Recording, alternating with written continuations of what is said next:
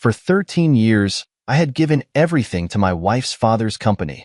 My time, my energy, my ideas, and my loyalty. I had worked through weekends, missed vacations, and sacrificed sleep, all to transform the struggling firm into an empire worth $85 million. It wasn't just a business to me. It was my creation. I had built it from the ground up, turning failed ventures into strategic successes, closing deals that others deemed impossible, and making my father-in-law's name synonymous with power and prestige. Yet, as I sat at the grand dining table that evening, surrounded by family members who had no idea of the storm brewing beneath my calm exterior, I heard the words that changed everything. "Your wife's new husband will take over now." The voice belonged to my wife. Her tone was smooth, practiced, like she had rehearsed saying it.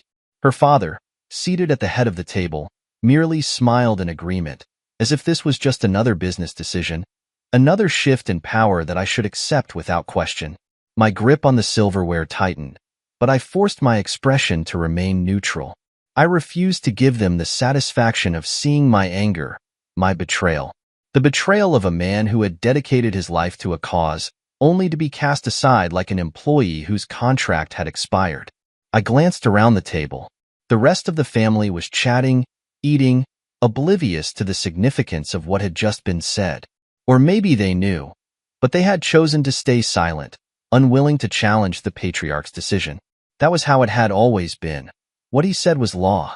And I had been a fool to believe that loyalty mattered, a fool to think that years of hard work and sacrifice would make me irreplaceable, a fool to assume that my wife, the woman I had built a life with, saw me as her partner rather than a placeholder.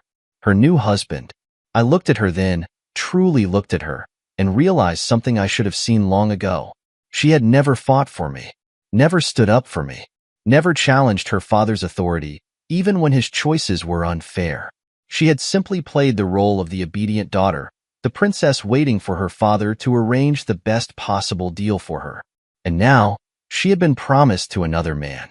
Not because I had failed her, not because I was lacking, but because I was no longer useful to them. I placed my fork down gently, smoothing my napkin over my lap, maintaining the mask of control that had carried me through countless business meetings. I wouldn't react, not here, not now. They expected anger, they expected resistance, they expected me to protest like a man who didn't see the game they were playing. But I saw it now. The room filled with laughter, the clinking of glasses, the hum of conversation. And yet, to me, everything had gone silent. I had built them an empire, and they thought they could hand it over to another man while I walked away quietly. That night, I didn't sleep. I sat in the dim glow of my study, staring at the documents stacked neatly on my desk. Financial records, contracts, agreements, all the proof of what I had given to this company, to this family. They had underestimated me. They thought I was just the workhorse, the fool who had built their fortune while they held the reins. But they had forgotten something important. The horse they had ridden for 13 years had learned to run without a rider. And if they thought I would simply walk away from everything I had built, they were gravely mistaken. By 3 a.m., I sat alone in my home office, the glow of my laptop screen illuminating the determination on my face. Sleep had no place in my mind tonight. Adrenaline coursed through my veins as I combed through every document, every contract, every financial statement I had ever signed. The betrayal from earlier that evening still rang in my ears like a haunting echo. "Your wife's new husband will take over now." Those words should have broken me. They should have shattered my resolve. But instead, they had ignited something far more powerful, an unwavering fire to take back what was mine. For 13 years, I had been methodical. While my father-in-law had played the respectable businessman and my wife had lived in luxury, I had been making moves, subtle, quiet, but undeniably strategic. I was not a fool. I had seen the way power shifted in this family, how loyalty was never a guarantee, how the only person I could ever truly trust was myself. And so, I had ensured that my control over the company was not just symbolic. It was legal, ironclad, and absolute. My fingers flew across the keyboard as I pulled up the executive shareholders agreement. The numbers stared back at me, a stark reminder of what I had orchestrated over the years. 62%. That was how much of the company I owned. Not my father-in-law. Not my wife. Not the stranger they had handpicked as my replacement. Me. I leaned back in my chair, exhaling slowly. They thought they had boxed me into a corner, but they had no idea that I had already built an escape route.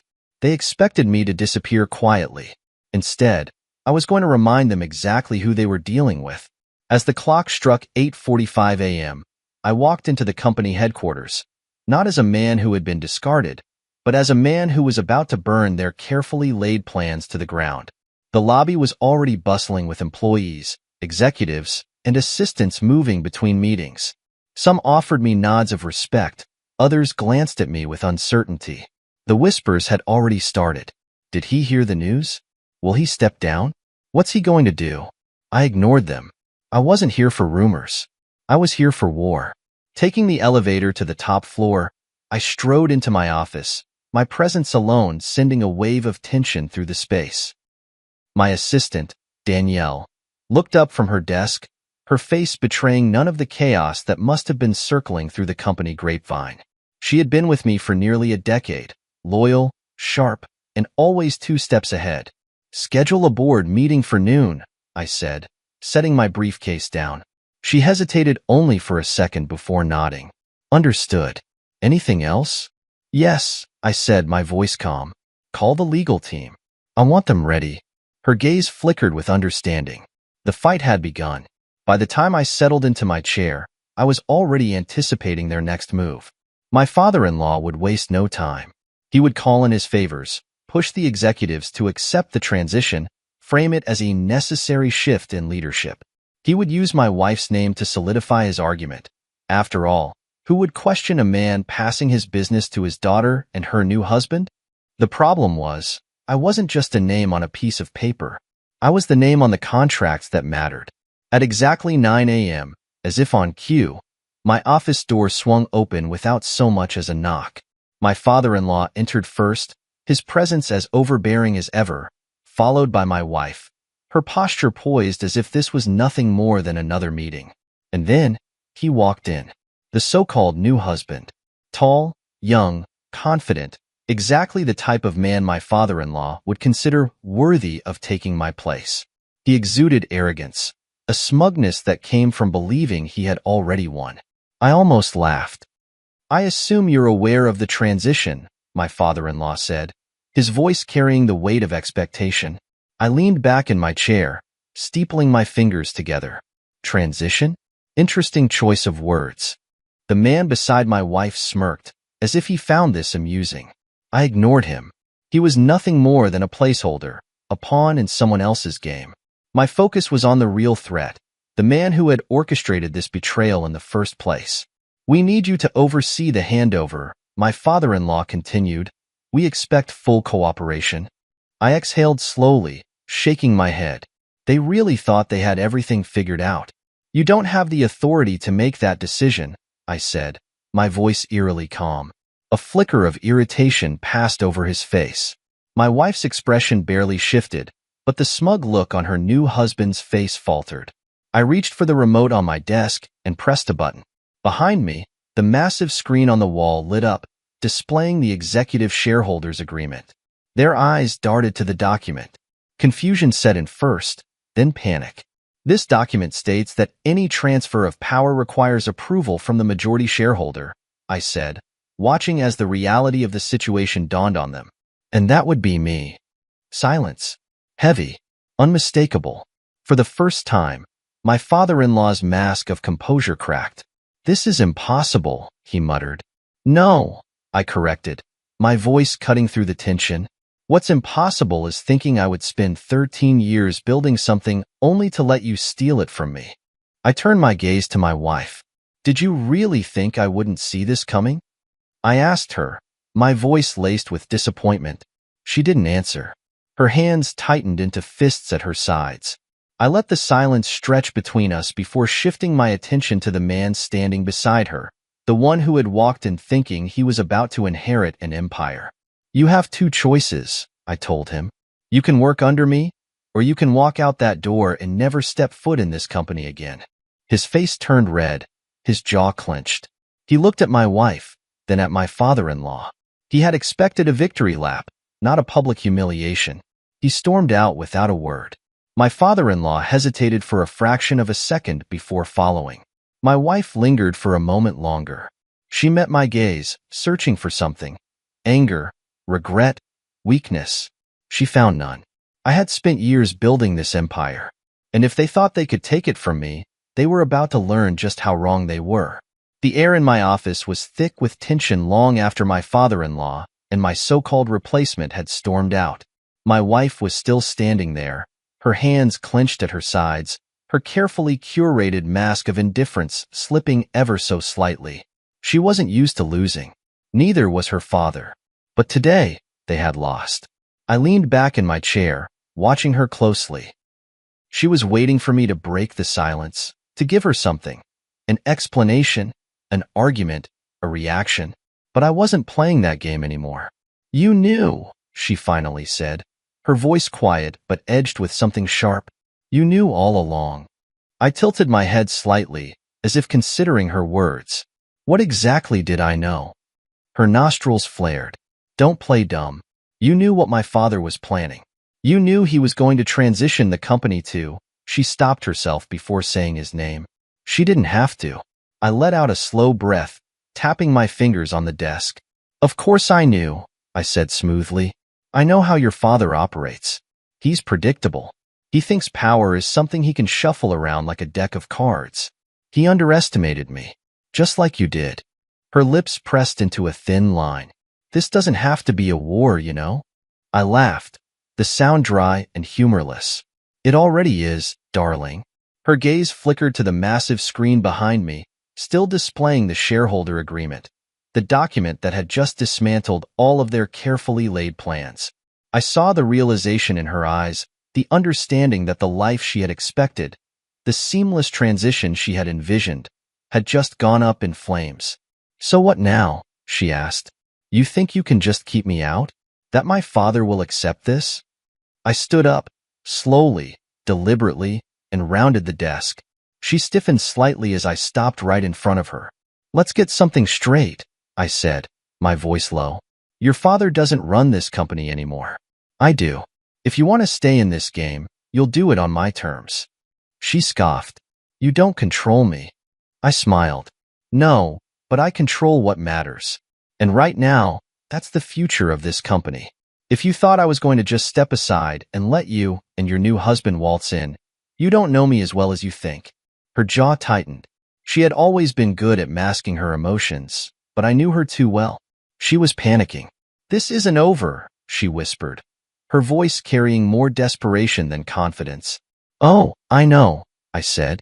"It's just beginning." She turned on her heel and left, slamming the door behind her. I exhaled, rolling my shoulders back. The first battle had been won, but the war was far from over. I had thrown a wrench in their plans, but I knew my father-in-law well enough to understand that he wasn't the type to accept defeat easily. He had spent decades building his reputation, surrounding himself with people who feared him, admired him, obeyed him. I was about to become the one thing he had never accounted for, his equal, or worse for him, his superior. I pressed the intercom button on my desk. "Danielle, call a board meeting. Noon." "Understood," she replied instantly. I needed to secure my position before my father-in-law tried to rally the board against me. Money and influence could make people disloyal in a heartbeat, and I wasn't naive enough to think I didn't have enemies among the executives. I walked over to the window, looking down at the city below. I had spent over a decade building this empire, and for what? To be discarded? Replaced? Humiliated? No, not a chance. At noon, the boardroom was filled with executives. Some of them looked anxious, others neutral.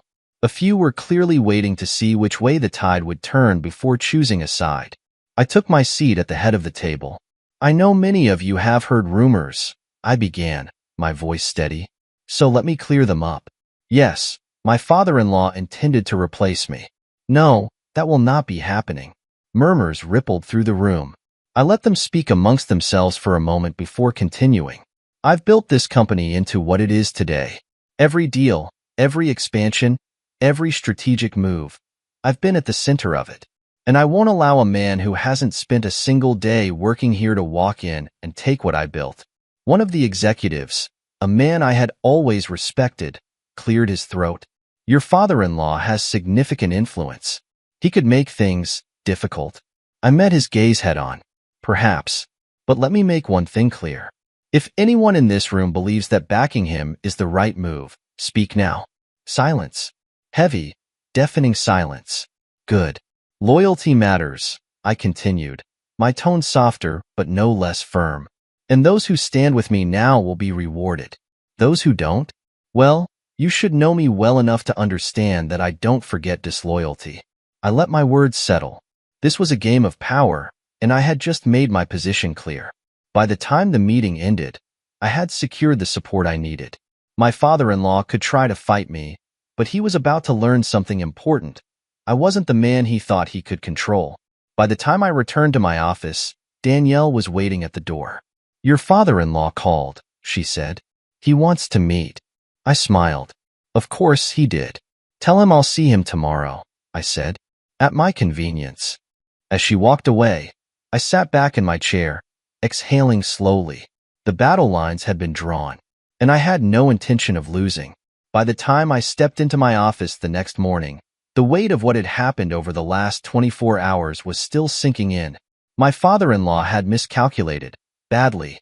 He had spent years believing he could manipulate, control, and discard me like a piece on his chessboard. He hadn't accounted for the fact that I wasn't just another pawn. I was the one who had built the kingdom, and now I was the one who held the power to burn it down. My phone buzzed on the desk. I glanced at the screen. Unknown number. I knew exactly who it was before I even picked up. Speak. A familiar voice crackled through the line. You think you've won? I smirked, leaning back in my chair. I know I have. A slow, measured exhale came from the other end. You've made a mistake, son. A mistake that's going to cost you everything. That's funny, I said, twirling a pin between my fingers. Because from where I'm sitting, it looks like the only mistake was thinking you could take what's mine. Silence. I let it stretch between us, savoring the shift in dynamic. For years, my father-in-law had spoken to me with authority, with the certainty that I would always fall in line. Today, for the first time, that authority was gone.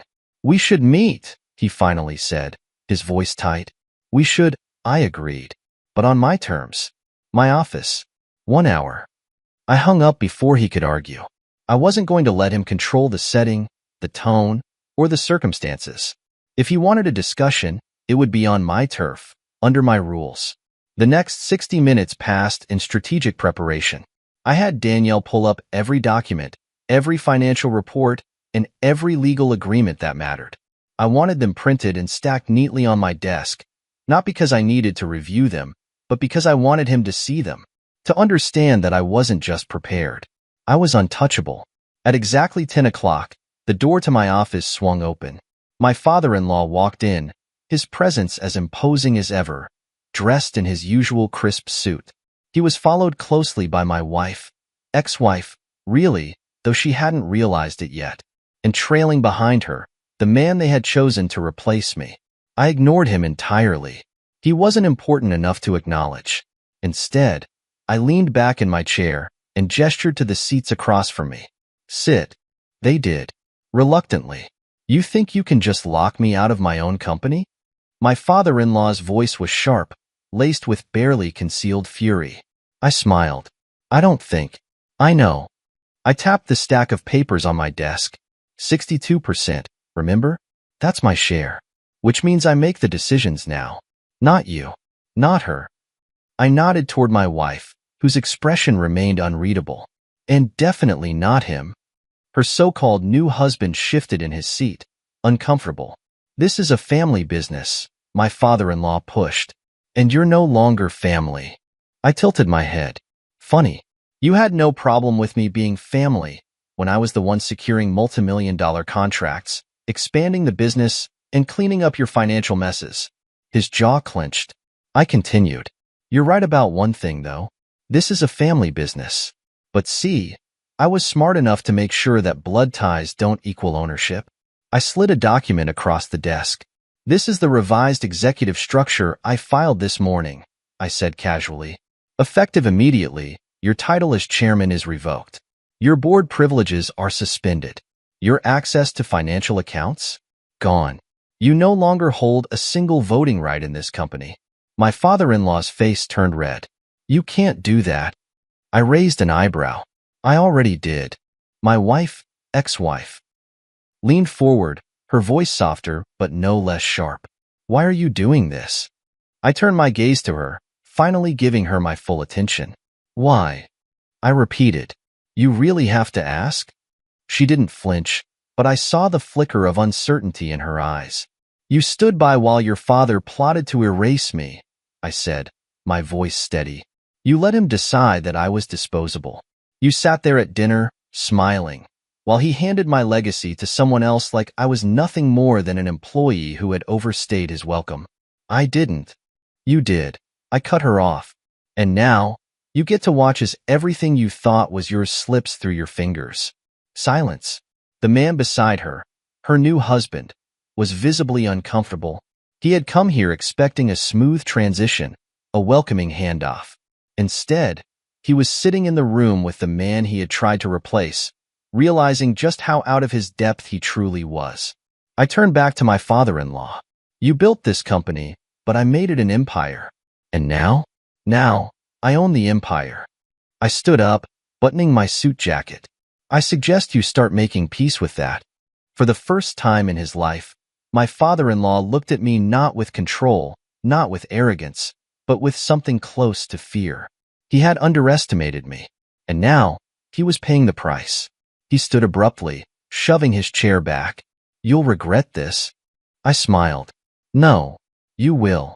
He turned and stormed out, slamming the door behind him. My wife hesitated. For a brief moment, I saw something in her eyes. Maybe regret, maybe realization. But it didn't matter anymore. She had made her choice, and I had made mine. She turned without another word and followed her father out. I finally turned to the man who had been left behind, the one they had planned to install in my place. He swallowed hard. "Look, man, I cut him off with a single glance. "Get out." He scrambled to his feet and all but ran out of my office. As the door closed behind him, I exhaled slowly, letting the silence settle. The battle wasn't over yet, but today I had one, and I wasn't done winning. The morning after the confrontation, the weight of my victory still lingered in the air, thick and undeniable. But I knew better than to celebrate too soon. My father-in-law wasn't the type to bow out quietly. No, he would retreat, regroup, and come back swinging. He had spent decades building his power, surrounding himself with men who owed him favors, men who would gladly stab me in the back if it meant securing their own positions. Which was why I had to move first. I arrived at the office earlier than usual, stepping into the sleek glass tower that bore my legacy. The employees who had once greeted me with polite smiles now looked at me with something different: hesitation, uncertainty. The whispers were growing louder. The company had become a battlefield overnight, and everyone was waiting to see which side would come out on top. Danielle was already waiting in my office when I walked in, her hands resting on a thick stack of files. She had worked with me long enough to know that I wouldn't be resting after yesterday's events. "They're rallying," she said without preamble. I didn't need to ask who they were. "How many?" I asked, taking off my jacket and draping it over the chair. 5 board members met with your father-in-law late last night. 3 more were contacted this morning. He's offering them incentives, bonuses, future positions, anything to convince them to vote against you in the next emergency board meeting. I smirked, shaking my head. Predictable. He's desperate, I mused, taking a seat and glancing over the documents she had prepared. Desperate men can be dangerous, she warned. She was right. My father-in-law was many things, but he was never a man who accepted defeat easily. If he couldn't beat me fairly, he'd try to do it by force, by twisting the narrative, by making me look unstable or incapable, which meant I had to make my next move loud enough that no one dared challenge me again. I flipped open one of the files, scanning the contents. It was a detailed audit of the company's financials, one my father-in-law never expected anyone to see. You went digging, I said, lifting an eyebrow at Danielle. You pay me to be thorough, she responded with a shrug. I leaned back, taking my time to absorb the numbers in front of me. Hidden losses, mismanaged funds, embezzlement disguised as business expenses. My father-in-law wasn't just trying to push me out. He was trying to cover his own tracks. I exhaled slowly, tapping my fingers against the desk. How much does the board know? Nothing. He's kept it buried well. And if we release this? Danielle hesitated for a fraction of a second. It would destroy him. I nodded, my mind already working through the angles. Schedule a board meeting, I said. For when? Today. Her eyes flickered with understanding. No hesitation. No second-guessing. I'll make the calls. The battle lines had been drawn, and today, I was going to end it. By noon, the boardroom was filled with executives, each of them wearing carefully guarded expressions. They knew something was coming. My father-in-law was already seated at the far end of the table, his posture stiff, his eyes locked onto me the moment I entered. I didn't look away. I took my seat at the head of the table, allowing the silence to stretch just long enough to make them uncomfortable. I called this meeting for one reason, I said finally, my voice even, to discuss the future of this company. A few of the board members exchanged glances. My father-in-law leaned forward, his fingers interlaced. The future is already being decided, he said smoothly. The question is whether you'll accept it or fight it. I smiled, tilting my head slightly. Oh, I'm not fighting it. I'm shaping it. I reached into the folder in front of me, pulled out a thick stack of documents, and slid them across the table. These are the company's financial records, I announced, watching as the executives leaned in, specifically records of mismanaged funds, hidden debts, and unauthorized transactions. The reaction was immediate. Murmurs rippled through the room, eyes darting toward my father-in-law. This is nonsense, he snapped. Is it? I challenged, flipping to a specific page and turning the document toward him. Because this right here? This is a record of $14 million funneled into offshore accounts under your name. The room fell silent. One of the board members, a man who had always been one of my father-in-law's closest allies, cleared his throat. Is this true? My father-in-law's expression barely flickered, but I saw the tension in his shoulders. He was cornered, and he knew it. This is a private family matter, he said, his voice quieter now. No, I corrected, my tone sharp. This is a corporate matter. And as the majority shareholder, I have a duty to protect this company from corruption. More murmurs. The tide was shifting. I leaned forward, driving my point home. You wanted to take everything from me.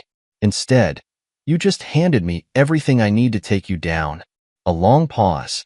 Then, finally, my father-in-law exhaled slowly, his gaze meeting mine. For the first time, he looked truly defeated.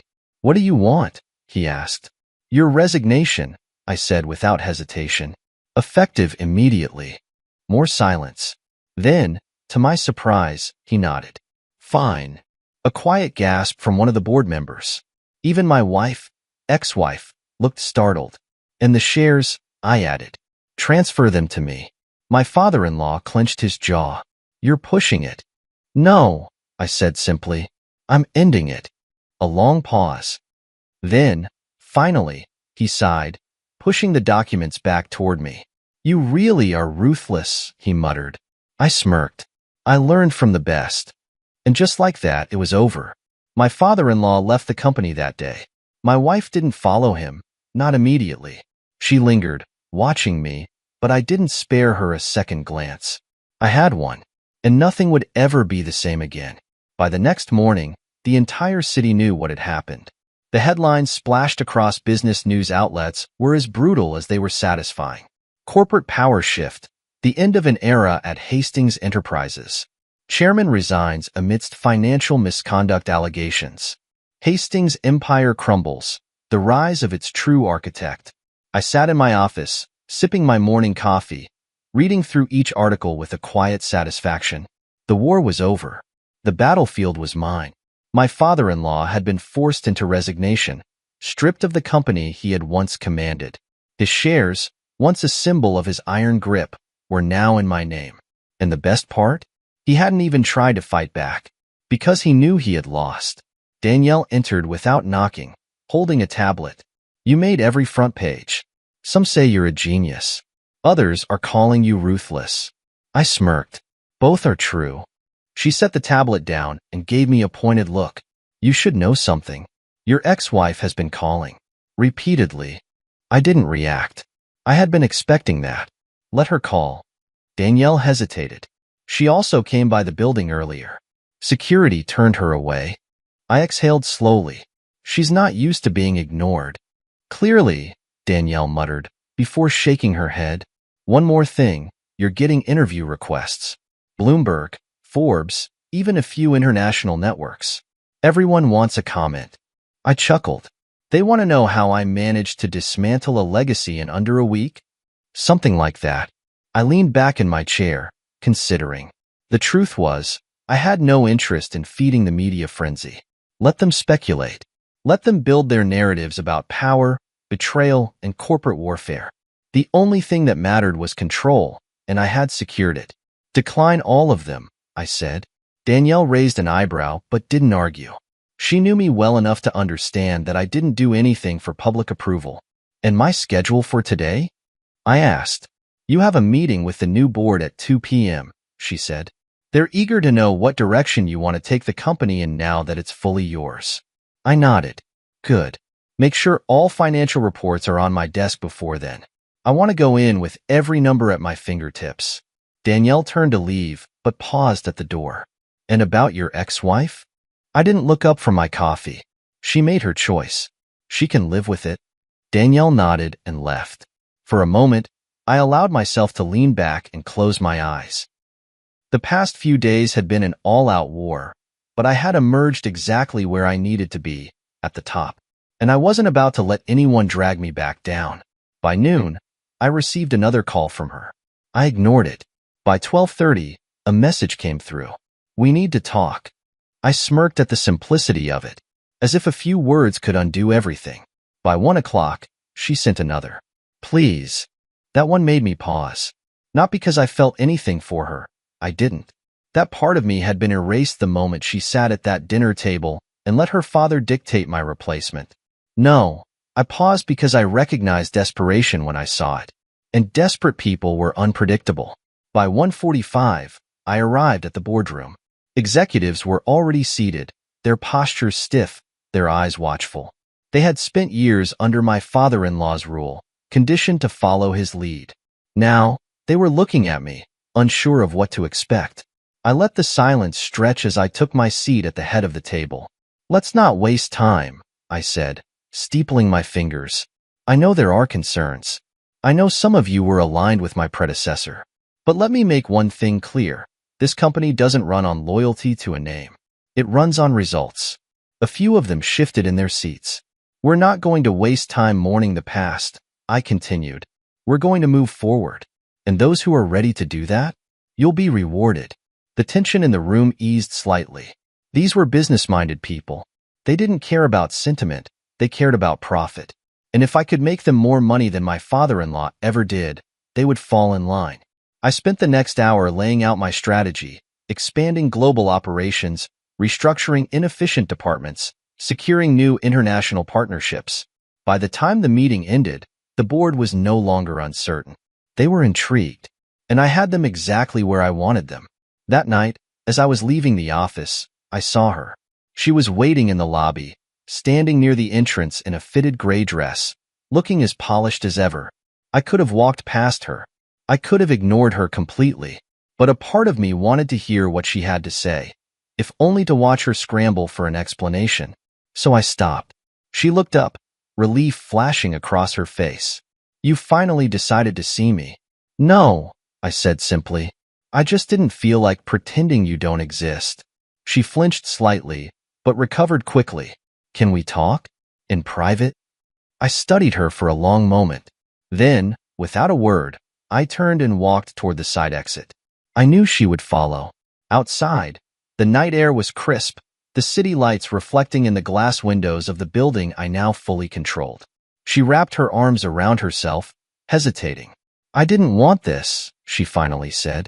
I laughed, shaking my head. You stood by and watched it happen.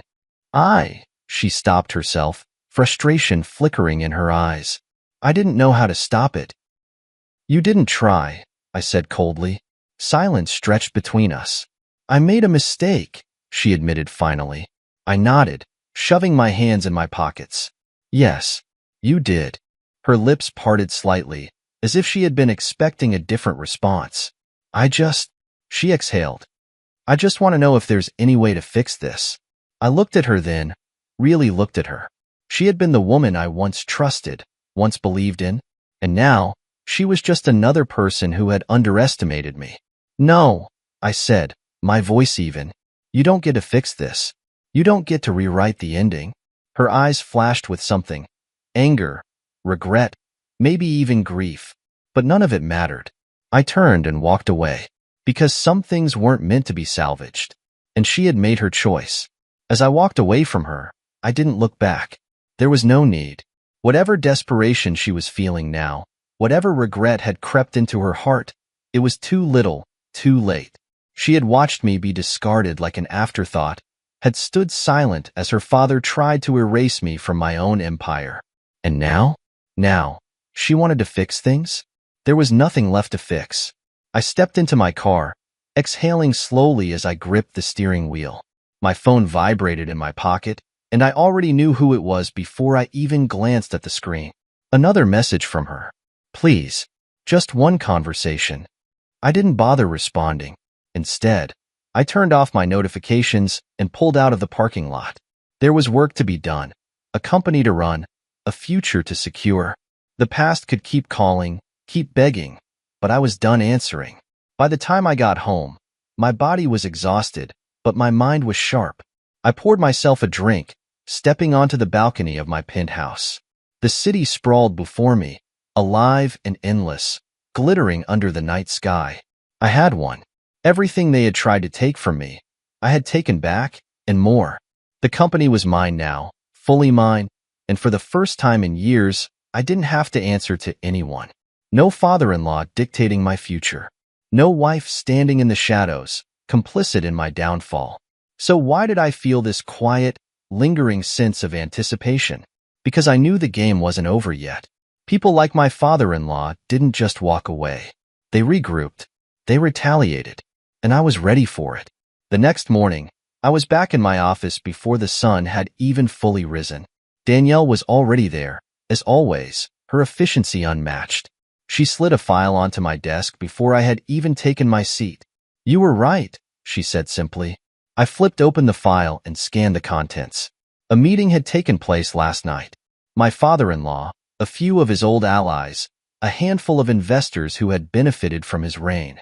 They're looking for a way back in, Danielle continued, trying to gather support, frame you as reckless, unstable. I smirked, setting the file down. They're desperate. Desperate men do dangerous things. She wasn't wrong. Do we have leverage on any of the investors? I asked, already knowing the answer. Danielle nodded, flipping to another page in the file. 3 of them have questionable financial histories.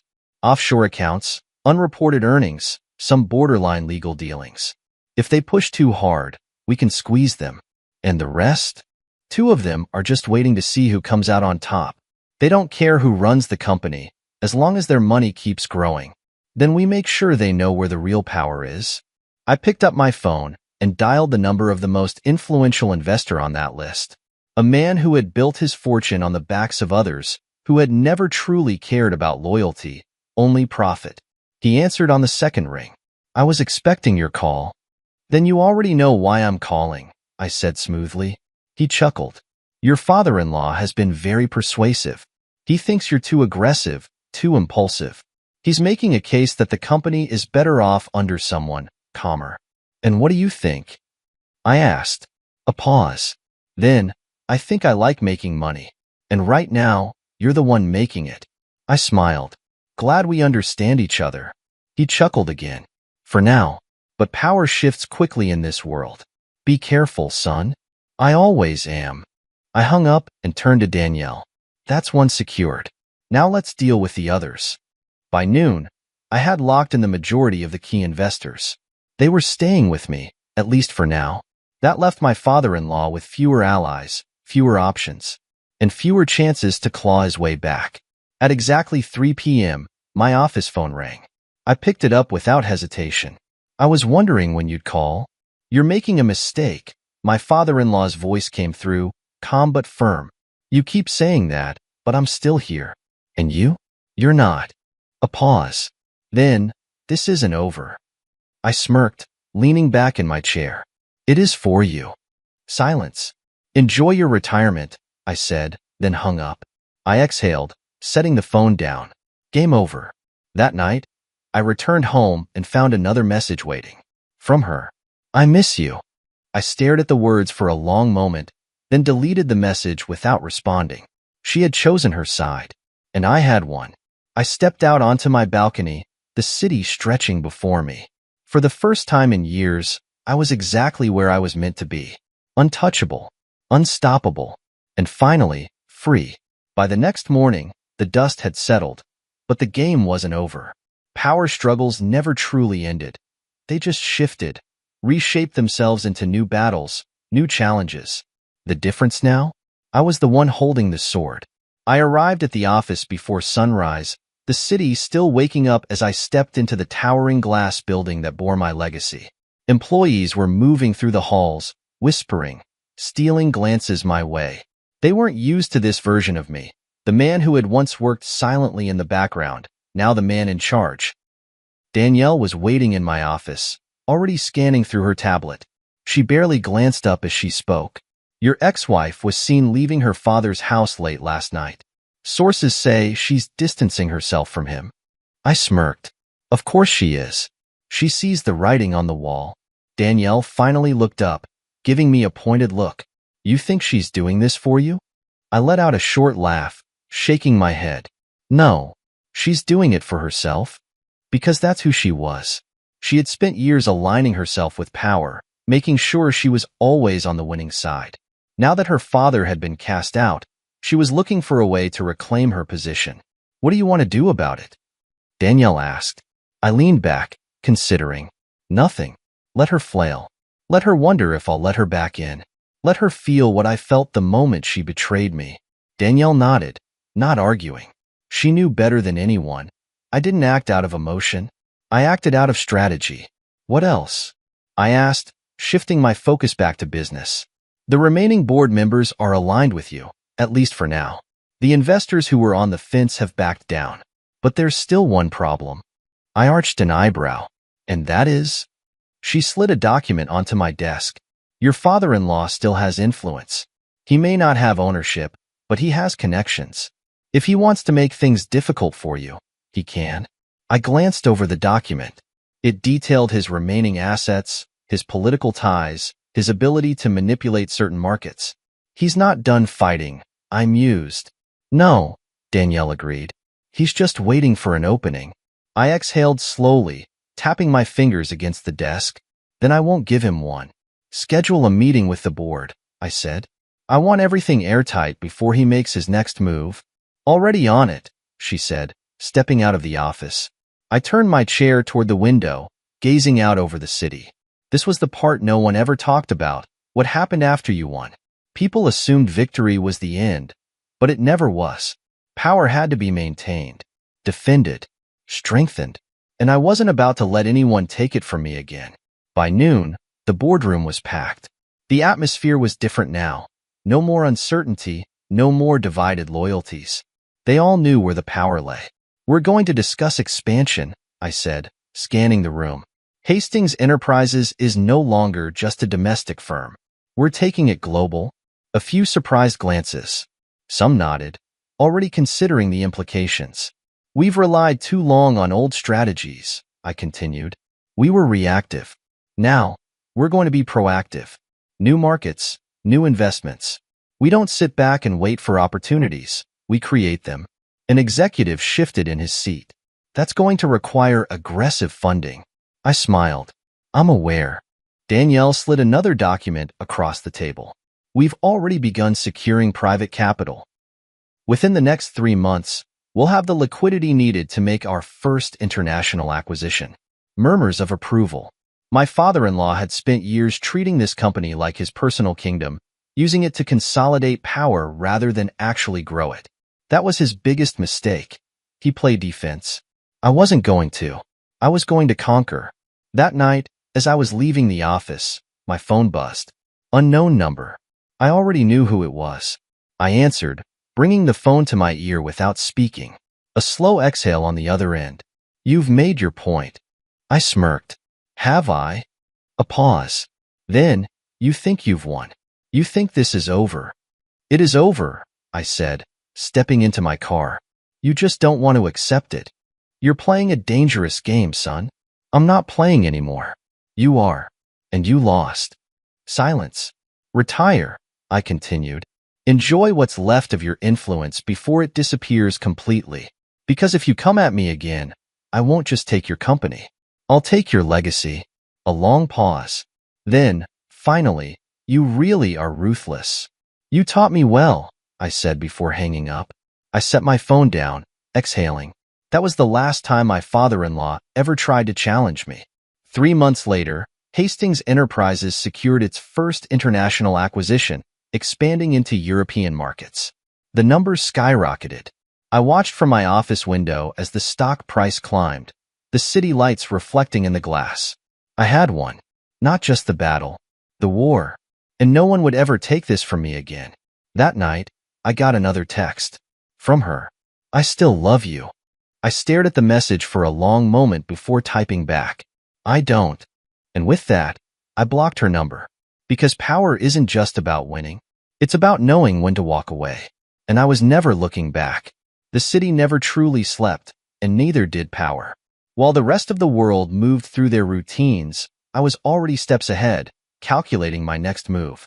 Power wasn't just about holding on, it was about expanding.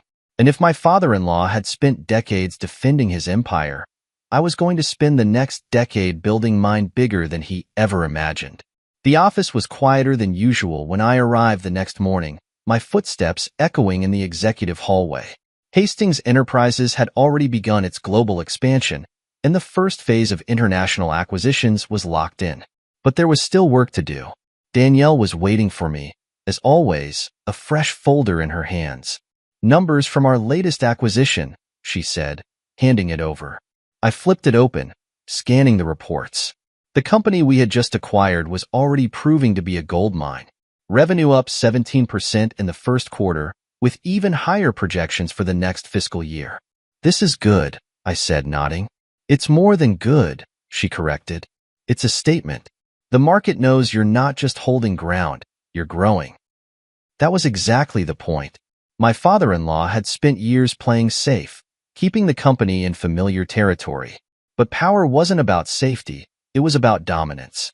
Any pushback? I asked. Not from the board, she said. But your ex-wife has been making calls.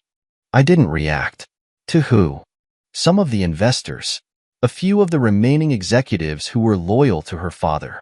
I exhaled slowly, tapping my fingers against my desk.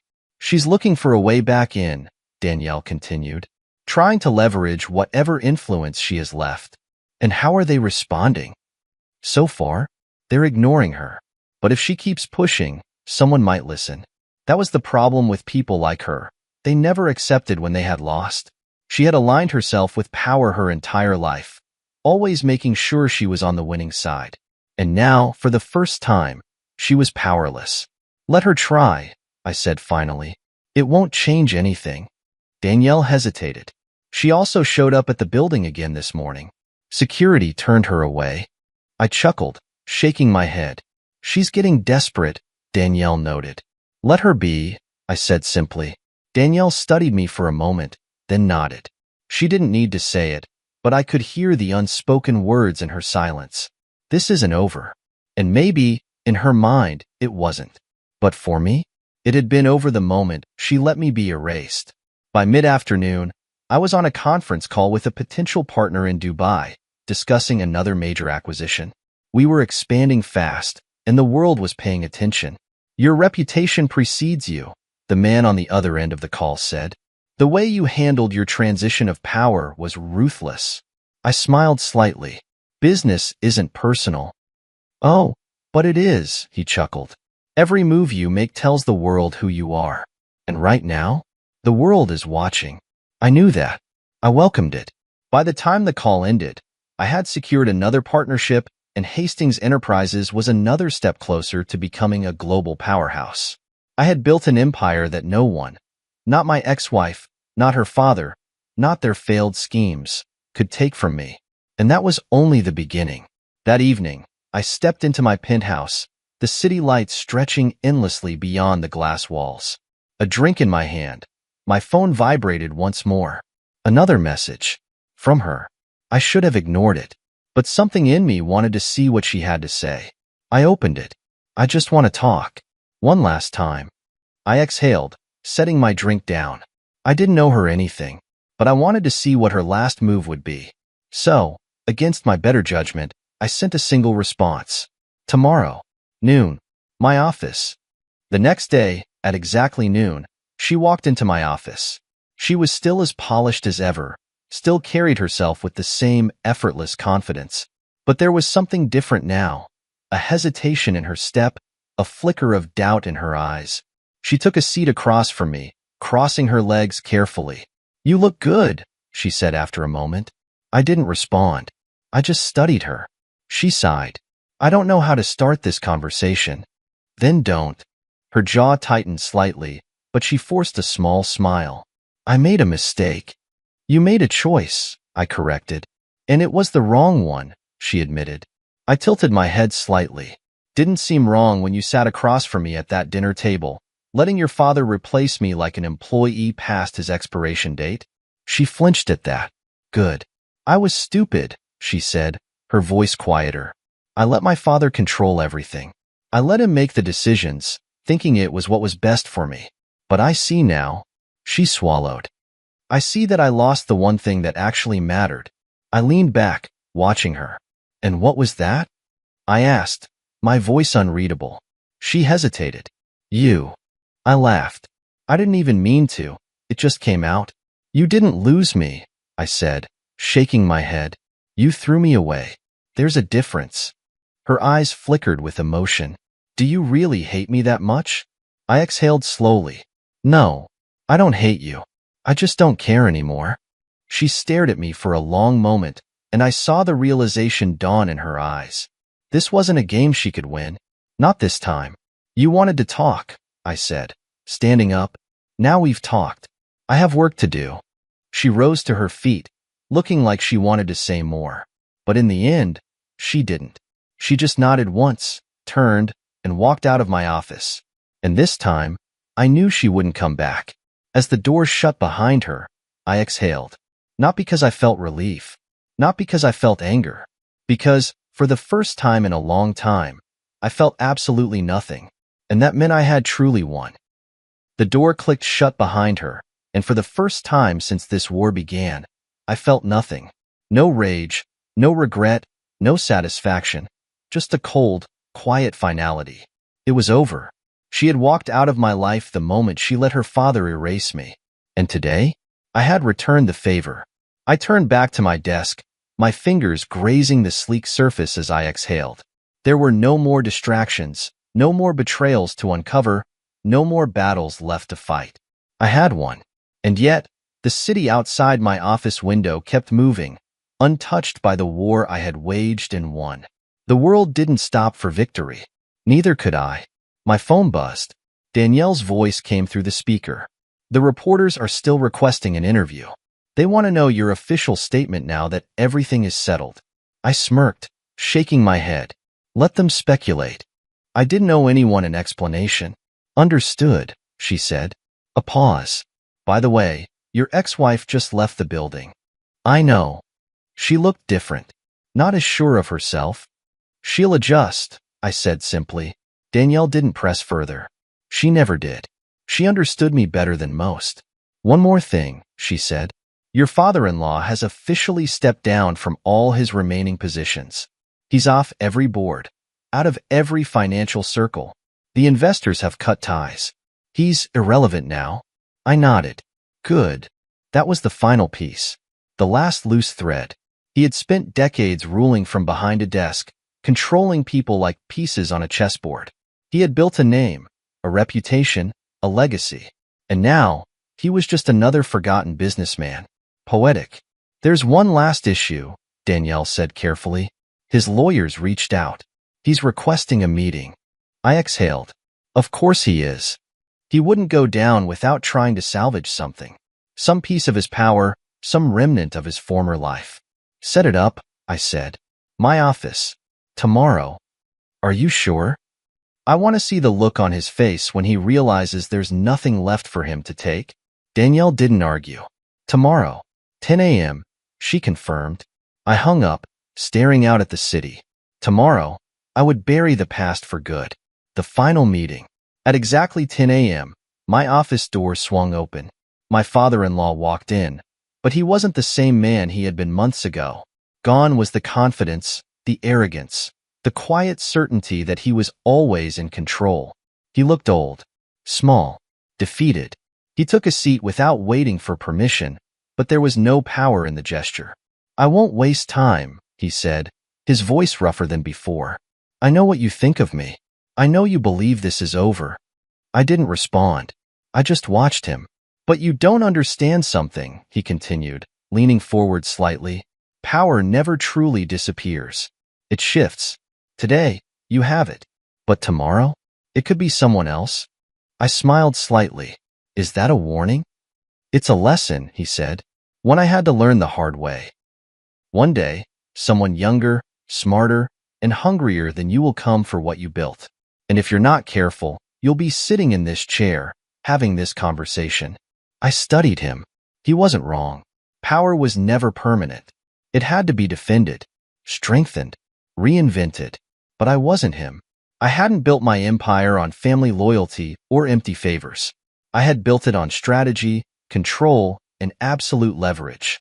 I appreciate the advice, I said smoothly, but I'm not you, and I won't make your mistakes. He exhaled, shaking his head. We'll see. Silence stretched between us. Why are you here? I asked. I want one thing, he said finally, a seat at the table. I laughed, shaking my head. You had a seat. You lost it. I built this company. And I built it into something bigger than you ever could, I countered. This isn't your legacy anymore. It's mine. His jaw tightened. Then at least let me buy back in, he pushed. Name your price. There is no price. A flicker of something crossed his face. Frustration. Maybe even desperation. You're shutting me out completely? You shut yourself out, I said simply. You made a choice. Now, you live with it. His hands curled into fists on the desk, but there was nothing left for him to fight. You'll regret this, he muttered. No, I said. You will. He stood abruptly, shoving his chair back. I hope you enjoy this power while it lasts, he said. Because one day, you'll look around and realize you're alone. I met his gaze without flinching. Alone is better than betrayed, I said. He hesitated for a fraction of a second. Then, without another word, he turned and walked out. And just like that, the war was truly over. The legacy they couldn't steal. That evening, I sat in my office, the city stretching before me. Everything had changed. The company was mine, the empire was secured, and the people who had tried to take it from me were gone. I had built something no one could steal. Not my ex-wife. Not her father. Not anyone. And now? Now, I wasn't just defending my power. I was expanding it. A knock at the door. Danielle stepped in, her expression unreadable. You did it. Of course I did. She nodded, then hesitated. So what now? I smirked, leaning back in my chair. Now? I echoed. Now, I make sure no one ever forgets who built this empire. She studied me for a moment, then smiled slightly. I never doubted you. As she left, I turned back to the city. They tried to erase me. They tried to replace me. They failed. Because Hastings Enterprises wasn't just a business anymore. It was my legacy, and I would make sure no one ever took it from me again.